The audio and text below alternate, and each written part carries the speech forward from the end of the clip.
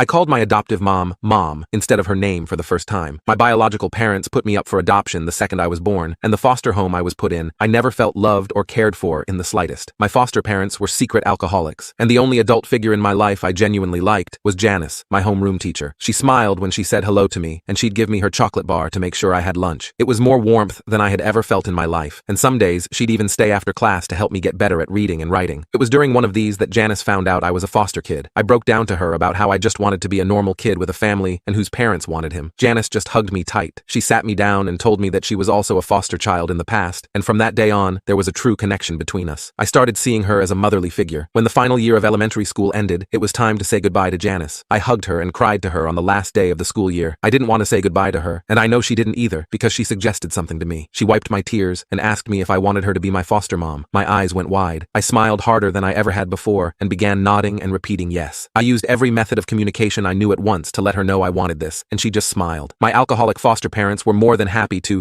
get rid of me, as they put it, and Janice welcomed me into her home with open arms. I've been living with her for 3 years now, and she is the best damn mom any kid could ever dream of having. She is so kind. She makes me my favorite meals. She watches kids' shows with me that I missed out on as a child. She gets me gifts for my birthdays. She encourages me to make friends. She even gives me girl advice, and it's actually thanks to that advice I got my crush to say yes to a date. However, there was just one major problem with Janice, and it was exactly that. I never called her mom. She was always Janice or Ms. Keaty to me, and the thought of calling her mom weirded me out at first. But then, as the years passed, and the amount of love, admiration, and respect I had for her grew, I began wanting to call her mom. I started seeing her as my actual mom because she was my mom, and I wanted her to know that. She had actually asked whether or not I would ever call her that in the past, and though she played them off as jokes, I knew she really wanted to be looked at as a mom. And so, this morning I went downstairs, and she was there in the kitchen, frying up some eggs and bacon with toast already on the plate for me. "Good morning," she said to me. "Good morning, Mom," I replied. She froze for a second, dropping the spatula into the pan. She looked over at me and just started ugly crying. She walked over to me, hugged me, and kissed my forehead. She told me she loved me so much, and I replied, "I love you too, Mom." This made her break down crying even harder, and I had to tell her to get back to the pan so the spatula wouldn't melt into the eggs.